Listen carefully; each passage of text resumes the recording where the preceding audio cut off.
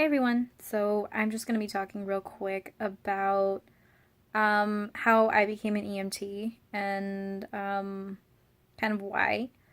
Um, it's going to be pretty much the same state to state. I mean, I think just the steps that you have to do just to become an EMT might differ from place to place and county to county, but overall it should be the same.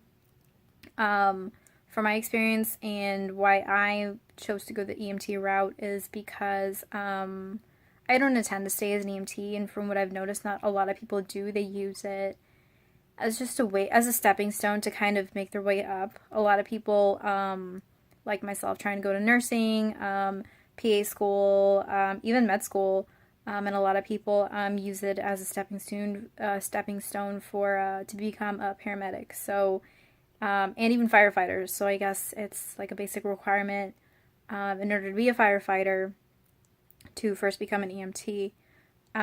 First thing you're going to need, even before you start your EMT class, is get your CPR card updated or just get it done. They last for 2 years, but if yours is close to expiring, I would recommend you just renew it because after you do the class, and when you want to go ahead and get yourself certified, if it's close enough, they're going to tell you to just redo it anyway. So just do the class. Usually it's like 3-4 hours and just get out of the way. Make sure it's American Heart Association. I know some places you can still do Red Cross, and classes will take it. They'll take the Red Cross, but from my experience, employers they want American Heart Association. So just do that and get out of the way so you don't have to take it again. I am in the LA County. There are two options for EMT classes. The first there it's two routes more so. So the first route you can take is a 6-month course. For me, that was way too long. In the area that I live, at the school that I chose, it was basically from January to June. And to take a class, it was 3 days a week for, I want to say like 3 or 4 hours a night, which is good. Like if you're in school, if you need to work part-time, I would think a lot of people would take that route. But for me, 6 months is way too long. I went ahead and did the accelerated class. So it was about 4 days a week, 6 days a week, so Monday through Saturday from 8 to 6. So it was pretty intensive. It was very, very long.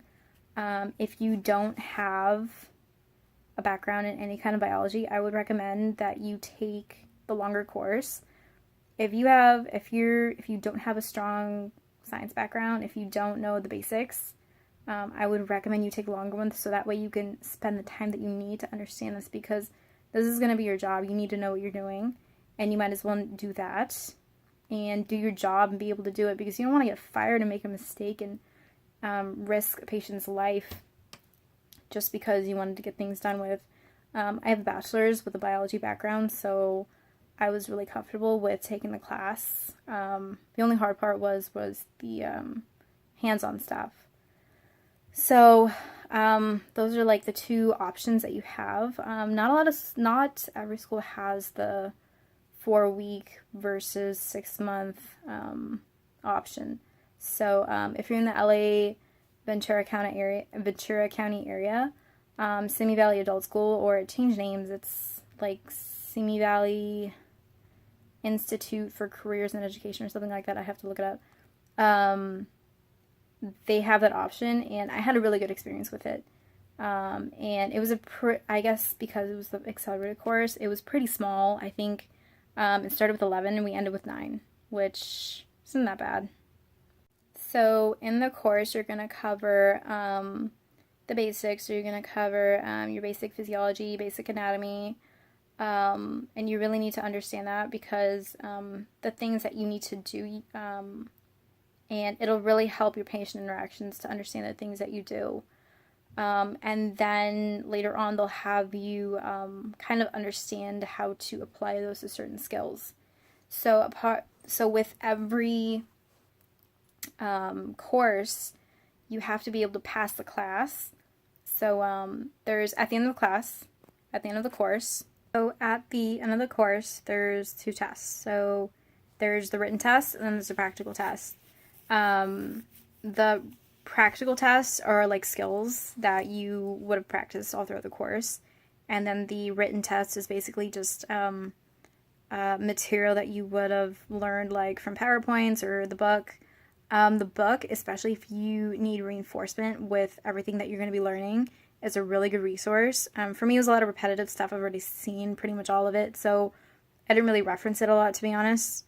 I referenced more the PowerPoints that came with the textbook, but again, if you need that extra like help, I would really use the book as a guide. Again, so you have to pass the written portion and the practical portion in order to pass the class. Passing the class will qualify you to take National Registry. Now, this is something that I just assumed when I started the class, that taking an EMT course and passing the class, passing the written test, passing the practical, you're an EMT, you're done. That's actually not true. Passing the course only qualifies you to take the National Registry exam. National Registry is a test that everyone has to take, everyone has to pass, and it is a computer adaptive test. I've taken a lot of tests. I've taken the MCAT, I've taken the GRE, and none of them are computer adaptive. It's actually the first test that I've taken where you walk out literally not knowing if you passed or failed. Like, you will not feel confident, but a lot of people say they feel like they failed. They completely failed, and then they passed. I believe it's because it's computer adaptive. It's between 70 and 120 questions, and mine cut me off somewhere in the 90s.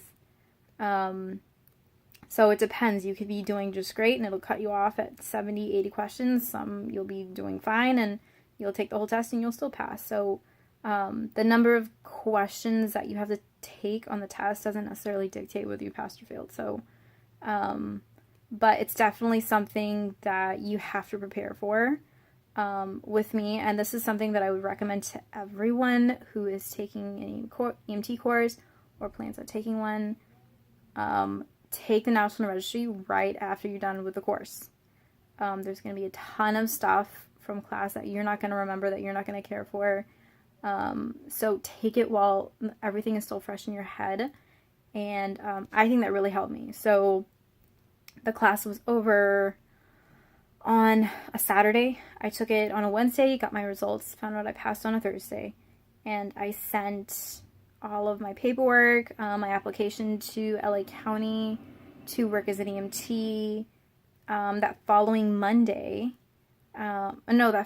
week, because I had to wait for my little National Registry card to come in the mail, and you have to send copies of everything saying you passed. You have you passed National Registry, you passed the class. You'll on your county EMS site, you'll find a list of things that you need to send to your county EMS office. And after you send all of your paperwork to your county EMS office, they'll go ahead and process you. You have to send them application fee along with all of your paperwork.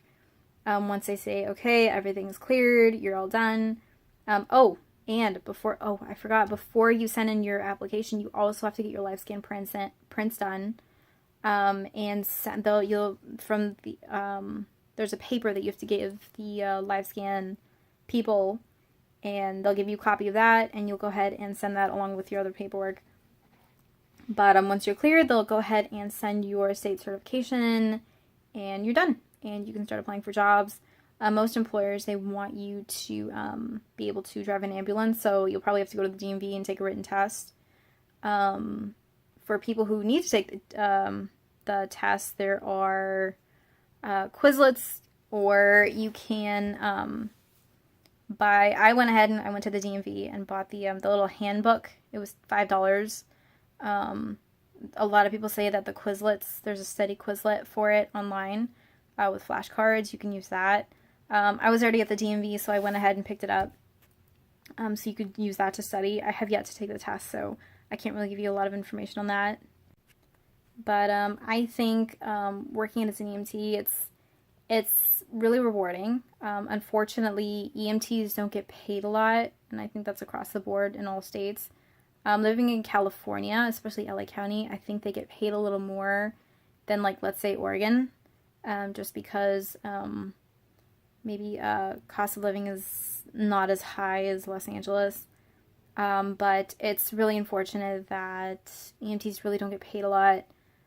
They get paid close to minimum wage, and it's really sad that they get paid pretty much as much as people who work in fast food or in the fast food industry. But I feel like when I used to work for Starbucks, and I'm pretty sure they get paid close to what an EMT makes, which I feel like isn't fair. Somebody who, puts themselves into emergency situations and steps in to help someone's life gets paid as much as somebody who, works in the food industry. I don't think that's right, but that's another issue in itself. So, but again, a lot of people don't stay as EMTs. There are people who stay as EMTs for years and years and years, and they're very respected, and I have a lot of respect for them because, they have an incredible job. But again, a lot of people from what I've seen, from my experience, they use it as a stepping stone for other places, like, again, nursing, PA, med school, even paramedic school. So yeah, that's just my experience with the whole EMT process. So for me, in order to take the EMT training, because it was for 4 weeks, 6 days a week, I had to quit my old job just because I wasn't able to get the time off.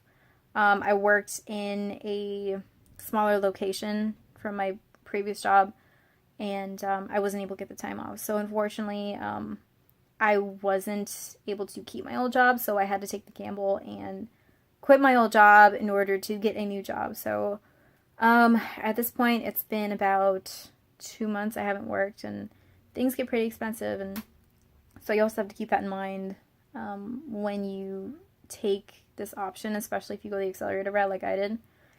Some people are able to keep their job, like they work nights, or some of them work as a part of a fire department, so they have seasons that they work certain months of the year, so that works out for some people.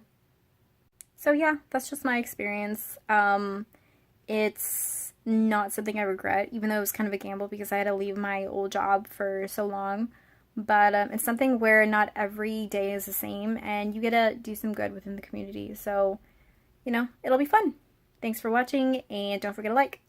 Okay, as I was editing, I realized that I say a lot, and I didn't realize how often I was saying it. It's more of a nervous habit, I guess. I'm not really used to making videos. I just kind of make it every once in a while just for the fun of it. So yeah, see, there I go again.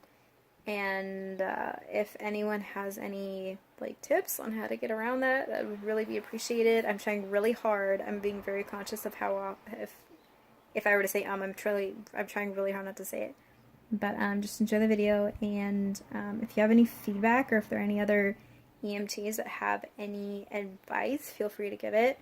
I might add stuff later on, like resources that I use, but enjoy!